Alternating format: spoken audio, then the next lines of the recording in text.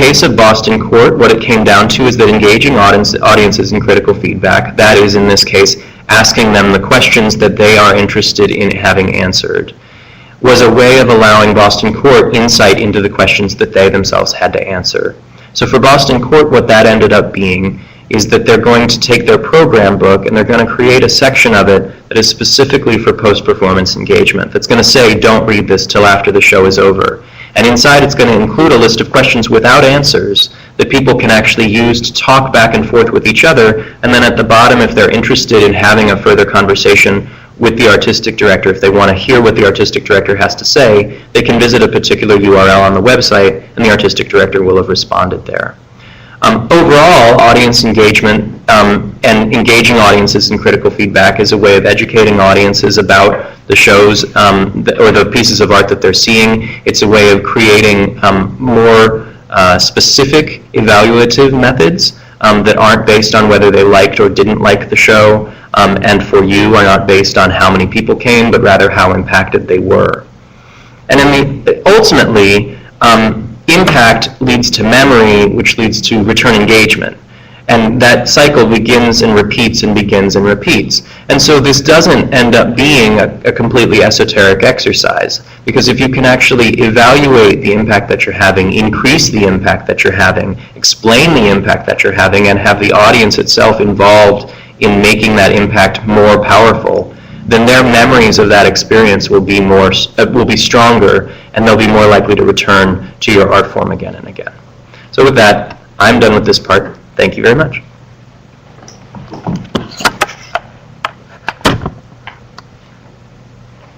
Thanks, Clay, for providing such an informative summary of the work accomplished through measuring the intrinsic impact of live theater.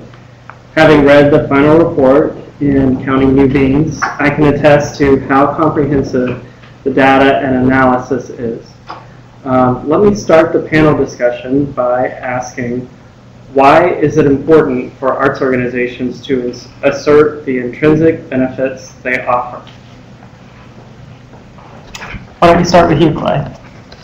So, I talked a little bit about that. I think that increasingly foundations and the government community, the government supporting community, for example, the NEA, they're interested in arts organizations starting to speak more about the pure impact of what they do, and to speak less about the number of people who are attending, in part because they know that they've been asking differently for the last 10 or more years, and they're now in a position where they feel like they're not getting an accurate view of the true impact that a piece of art is having. I think the other aspect there is that right now our evaluative system favors large, well-run organizations, large organizations with large development departments, for example, and that's to the detriment of some of the most powerful work that's being done by some of the smallest organizations that exist. So by creating a different metric that relies more on the actual impact that a piece of art is having and less on, for example, how well someone is able to narrate a particular developmental outcome, you get into a different conversation, and the people who win at the end, who have the most powerful story, aren't necessarily just the ones that are biggest and most well-oiled. Speakerphone evidently. So that's the camera. You want to move the camera this way? Try that. How's that? Mark, can you hear us? Better. Good. We're going to share with YouTube. That's okay. We'll get closer to you. Okay. So, what do you think of that? How did you? I did great. It was very informative, and I haven't read the entire book, but I plan to. But as far as funders, and I'm just speaking of foundation, I know that doing research with state level grants, federal grants, private foundations, and nonprofit foundations, we are looking at, in our grant process, working with organizations from the arts to zoology, is that impact is very important. And we have to be good stewards to our donors' dollars. So we're always looking at ways that we can get some feedback from the organizations. It might not always be through the questions that we're answering on the grant per se, but it's in conversation that we're having, because we do have donors. Most of the assets at the Community Foundation are donors who have used us as their charitable checking account. So we're making grants on their behalf, but there's a lot of times that donors will call us to find out just how those dollars were spent and what kind of impact is their dollars making to that organizations that's serving that community. So these impact issues are very important to us as well. And so those are more conversations as we continue to grow, as our grants continue to grow and work with other organizations that we feel that we need to give some recognition back to our donors. Yeah. Well, you know, one of the things that has been really interesting to me, I've now been to a lot of different cities talking about this work. And what's been really fascinating to me is that everywhere where there is a funder in the audience, the conversation that seems to happen is sort of circular in that the arts organizations in the audience believe that they want to talk more about the impact that they're having, but that the foundations don't want them to, or they want to subjugate that to these other numbers because those are the numbers that they need to justify to their higher-ups. Whereas the foundation people, by and large, especially the arts program officers, are very, very interested in coming up with a way that they can talk about the impact. And also, they agree that it probably does have to be at least partially numeric, because those are the things that you can carry up the chain, and those are also the ways that you can evaluate across granting classes. Yeah, I mean, I think we look at numbers as well, but I mean, sometimes in order to get to the donor's heart, some of those stories really are very important when we're, you know, trying to get information. You know, how did this theater group, if you are a season ticket holder, you're a season ticket holder for what reason? That reason could be these impacts. These arts have really done something for you and your family. It has engaged your children. When we talk to them, to our donors, they like hearing that, which helps us get more dollars to get back out to the community. Yeah. Let me just interject really quickly. We're going to have a question and answer session from audience questions at the end of the presentation. So we're going to have a few more questions to the panel members before we get to the audience questions. My next question is, what outcomes have organizations using impact assessment realized? Well, so I will say that impact assessment as a tool, especially a tool that's available to a lot of people, is fairly young.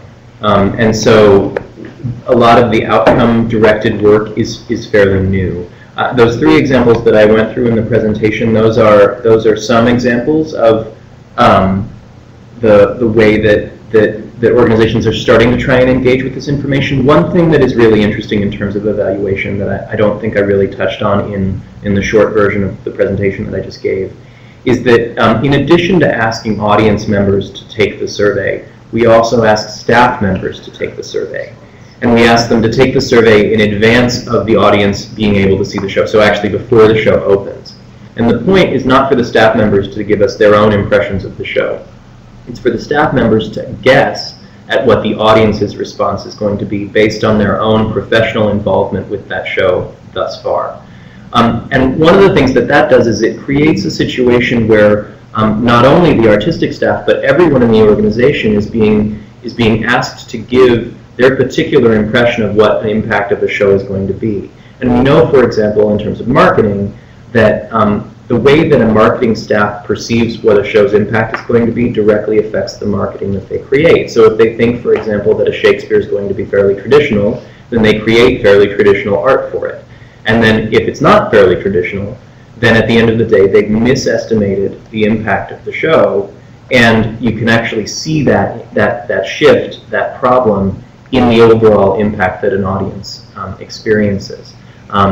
So in that way, you can engender a conversation within an organization that allows for real change to happen, because you can specify where miscommunications are occurring, and you can further have a conversation after the fact for the organization as a whole. If, for example, you want to talk to your board members, you can have a conversation about why a particular piece was chosen for your particular season, and then carry that through to how that impact was realized with the audience members, not only with the art itself, but with the pre-engagement, including marketing, but also including pre-show dramaturgy, things like that. and the post-engagement activities, which we've discovered are extremely important in terms of prolonging the impact, what we call the impact echo, the echo of the impact over time, is very much prolonged by the types of post-engagement activities that you offer to people. Next question. Intrinsic impact assessments seems to measure collective personal benefits accrued by arts participants. How does one translate the measurement of these unique and individual benefits into a way of demonstrating the public value of arts programming? That's the big question, isn't it? I think, so it's important to say that intrinsic impact and impact assessment, as we're working on it right now, there's two things to say here. One is that it is very much about the impact of one piece of art on one individual. And the second thing to say is that that impact, the measurement that we're able to do probably does not get anywhere close to the overall whole impact that that piece of art is having on that individual. Because ultimately, the impact of a piece of art on an individual is very specified, it's very complicated, and we do think that there's some aspect of it that continues to not be touchable through kind of data analysis. However, we think we can get closer to a fully realized kind of data-based system than we have before. In terms of overall community impact, that's something that as a service organization we're very interested in exploring. We have a big advocacy bent at Theater Bay Area, and we're interested in gathering enough data that we can start diving into it to understand specific kind of community level indicators for empathy, for example, or indicators for emotional engagement in particular issues in that community through art.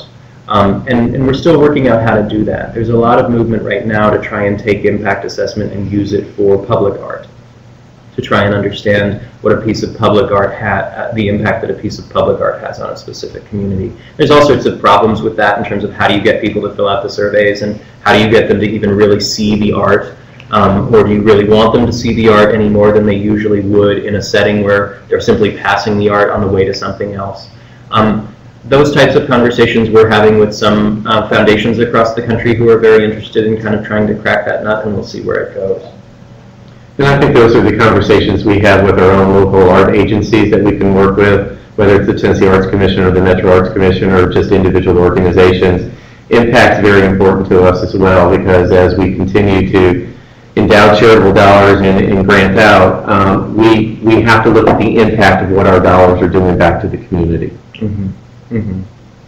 So why would this information matter to private funders and corporate donors, do you think? Because I think that having that information, when donors walk into us or we're engaging with our donors in their particular fields of interest, and if arts come up or any other, interest, is that we would have some background of knowing what our community is, and that's, if we are a community foundation, as we are here, then we need to know our community for us to have that information engaged back to the donors. Yeah. I think the other part of it is also that, I mean, if you think about it, it's always so nasty when you say that we're competing against things like poverty or hunger. But at the end of the day, in a way, the arts are in that conversation, and there's a limited pile of money. And for a lot of social-based causes, not the arts, there are very, very specific outcomes that you can point to and say, your dollar made this person less hungry, or your dollar gave this person this vaccine that they needed.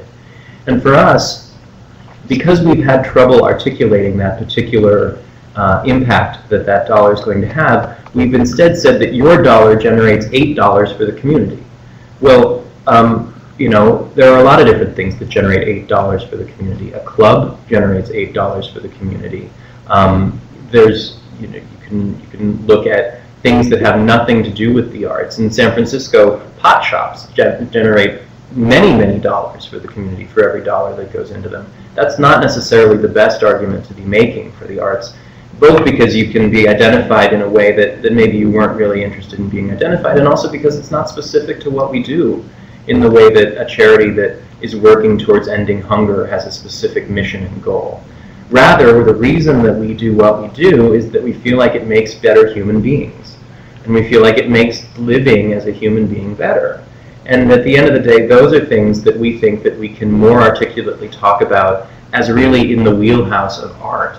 And so if we can get to a better place where we can talk more specifically about that, and we can give people the numbers that back that assertion up, then we can make ourselves more relevant in a conversation where we've been increasingly less relevant over time. So many funders want to know about the economic impact of an organization's programming on the community, or even